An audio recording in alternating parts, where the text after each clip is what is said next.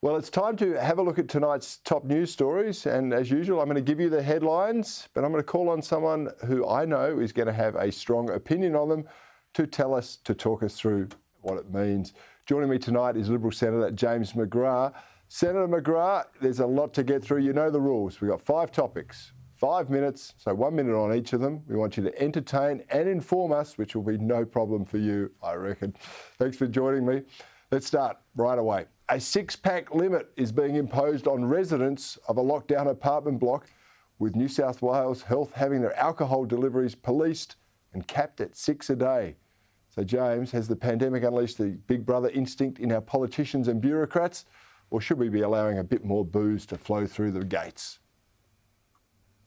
Of the many un-Australian things that have happened this week, this is the most un-Australian thing. Look, alcohol is actually the only thing that's getting some people through COVID, and to have bureaucrats sniffing through people's shopping trolleys to find out whether they've got 2 bottles of Jacob's Creek instead of 1 bottle of Jacob's Creek is just simply outrageous. And I speak as someone who clearly, with a figure like this, I like a beer.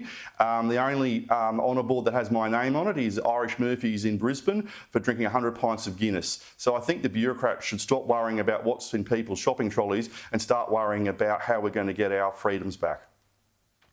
Yeah, it's like instead of smuggling a file through in a cake to get into the prison, you'll be sticking a bottle of Guinness or a can of stout or something in there.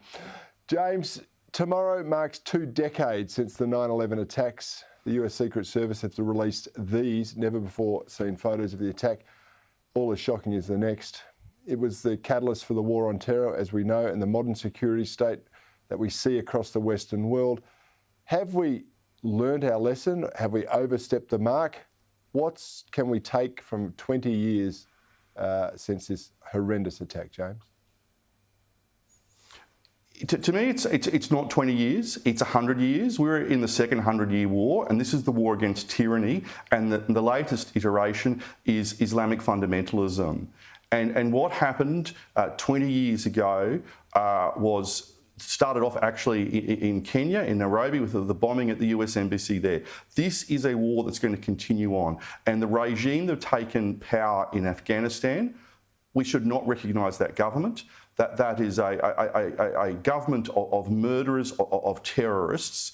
So yes, what happened 20 years ago was the latest iteration, but we must continue to hold steadfast to our values and to what we hold dear, because if we don't, it means those other buggers win. Yeah, that's absolutely right. Hold steadfast to our values. I tell you who did, though, the Australian negotiators who successfully pushed back against the UK's attempt to force our hand on carbon emissions. The British government attempted to include references to temperature goals in the text of the Australia-UK free trade deal, and that was a deal agreed to in June. James, this was, I think, a very good move by the Australian government, but were the UK government serious about it, or was it just a tactic to try and distract us from, or so that they could get a better deal? Well, yeah, a gold star to DNT and the government here, because free trade agreements are about free trade. They're not about environmental emissions. They're not about anything else. It's about ensuring that we lift tariffs and we lower tariffs, we lift barriers to make sure we can exchange goods. What we've got to understand is that Boris, as much as we all might love him, is what I call a London Tory. And they're a different breed to the rest of the Tory party in that they're captured by the environmental movement. And we've got to make sure that we the Westminster machine, who are captured by these environmentalists, stick steadfast to what I call Commonwealth values. Yeah, I love the reference. A London Tory used to be an advisor to him. I'm going to get you back on the show to tell us all about Boris Johnson. I'm sure there's plenty to say.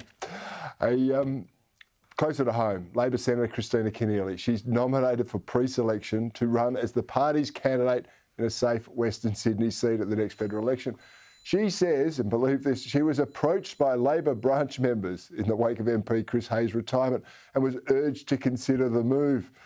Labor leader Anthony Albanese has been accused of overlooking strong local candidates, particularly the 30-year-old lawyer Tu Lei, who is shaping up as the next Labor MP to the party's Heartland seat. James, was she really approached by party branch members, or do you reckon just the factional heavyweights was giving the princess another sweet ride? Just so you're aware, Cory, my camera's died, but you've got the sound, hopefully.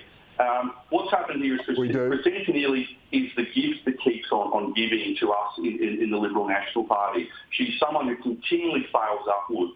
And what we've seen is those gormless, soulless, faceless, factual bosses in the Labor Party impose her against the wishes of the locals. The locals don't want Christina Keneally because they know she's a failure. And this is the difference between Labor and the Liberal Nationals. I attended the Griffith pre-selection last night for the Liberal National Party. It was a contested pre-selection. We had almost 100 people in the room and Olivia Roberts won. No factions, no factional bosses. The local members decided. Christina Keneally, I'm happy she's won because she's just going to be a seat warmer in a safe Labor seat, taking up time. And I'd say to the losing candidate, too late, if you share some of the values of the Liberal National Party, come across to us and run for us in that seat. Because the Vietnamese story is the story of Australia. We're out of time, but when she was put in as deputy leader in the Senate for the Labor Party, she pushed aside Don Farrell. So hopefully this will be an opportunity for the rightful deputy leader of the Labor Party to come back up there. But finally tonight, mate, an ABC journalist says she was forced to resign after trying to return from maternity leave. She said in a tweet, "Resignation infers a degree of choice of which I had none. Management would no longer allow flexibility around childcare hours available to me, 12-hour days between 6:30 a.m. and 6:30 p.m. The ABC reportedly released a statement saying it offered to explore flexible work options with me. This perfectly embodies the insincere lip service I've been dealing with." James, there's a free kick if ever there was one. This is another example of the ABC not being run by management, but of the workers' collective. So this journalist, I'm sure she's a wonderful person, but what her whinge shows to all of us what they really think about the taxpayers. The taxpayers spend $1 billion a year funding the ABC. We've just faced the worst crisis this country is facing, probably the Vietnam War, and this journalist is having a good old whinge because they can't have enough time off. Well, what about all the poor business owners out there who are going bust? What about everybody else who has to go and work hard for a shilling and not rely on the taxpayer dime? So a lot of people want to spend more time with their kids, but sometimes you've got to make sacrifices. And I'd say to those ABC staff, you need to harden up a bit.